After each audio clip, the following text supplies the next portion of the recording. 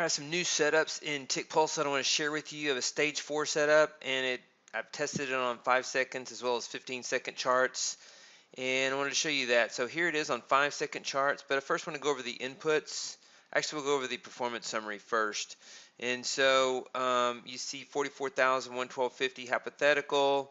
Going back to the extent of the data we have in TradeStation, I will come back and make another video, or at your request, do a multi-charts as well. 159 average trade profit, 4150 drawdown. Our goal is to increase these numbers right here without optimizing, and so we want to get the best results that we can get. 159 average trade profit. We want high average trade profit. We want high return over drawdown, which is the net profit over the drawdown. And so we achieve that here with this variation.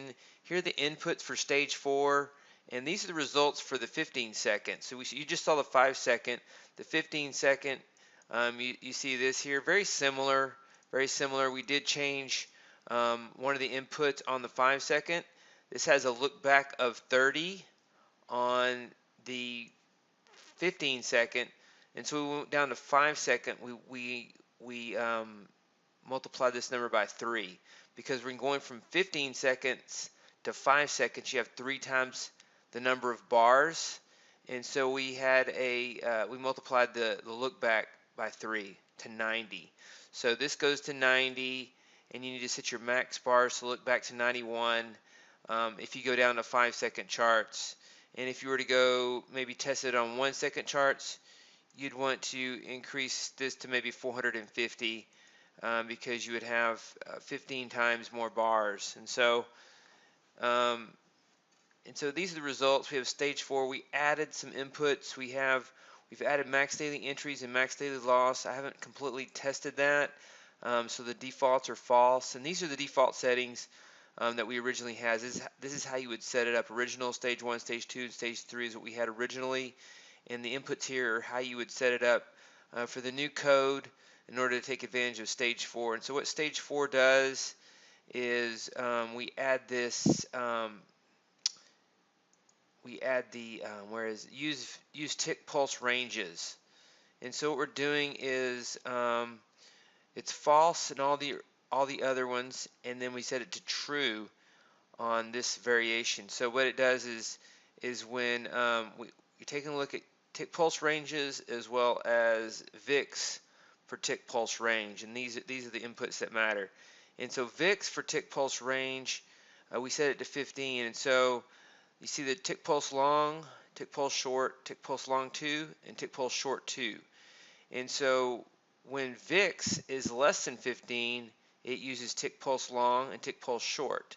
And when VIX is greater than 15, it uses tick pulse long 2 and tick pulse short 2 for these thresholds on the tick. And so basically, when VIX is less than 15, we require there to be a stronger trend number based on the tick, and when VIX is greater than 15, we're more aggressive because kind of in trend mode. When you're greater than 15, you're kind of in trend mode. Also on the stage 4 setup, we're more aggressive. It takes more trades, and we still trade when VIX is above 10 for longs and if it's above 12 for shorts. Typically, you don't like to short when it's harder to short when it's below 15. Definitely don't want to short the market when VIX is below 12. It's kind of a waste of time, in my opinion, to day trade shorts when VIX is below 12. And so, but you can still take longs. And then when VIX drops below 10, in general, it's just kind of a waste of time to trade the S&P futures, in my opinion, based on these types of strategies. The ranges are typically so narrow, it's hard to capture a big enough move to really do anything. So these are the updated inputs. I'm going to continue with the free trial and for various reasons, but you can contact me if you have any questions. I will send you the update if you already have the trial, or if you purchase the code. You will get this stage 4 update. It also includes a VWAP filter, and I don't show that in here. I'm going to add that in this list of inputs right here. But the VWAP filter is, let's see, do I include it? No, I don't include it yet. But the VWAP filter basically lets you add the requirement that the current price is above the VWAP for longs, and it's below the VWAP for shorts if you set the VWAP filter to true.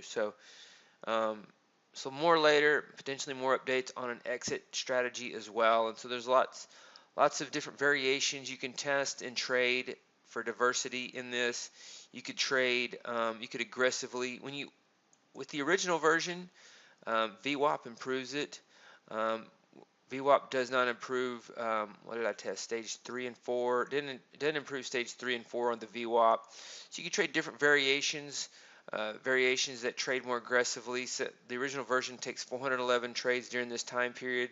These results are updated through yesterday, July the 12th. And so more aggressive on the original version, while stage 3 is more selective, only 200 trades. Stage 2 is 140 trades. And so you could trade, if you're a multi-contract trader, you could trade one contract of each of these different stages. And so that's one way to trade it and to do this. So that's the update for the new version. You'll be getting that if you have that. If you don't, you can get a trial. I'll extend. I'm going to continue to offer the 2-week free trial because there's a lot to know here and a lot to test on your side.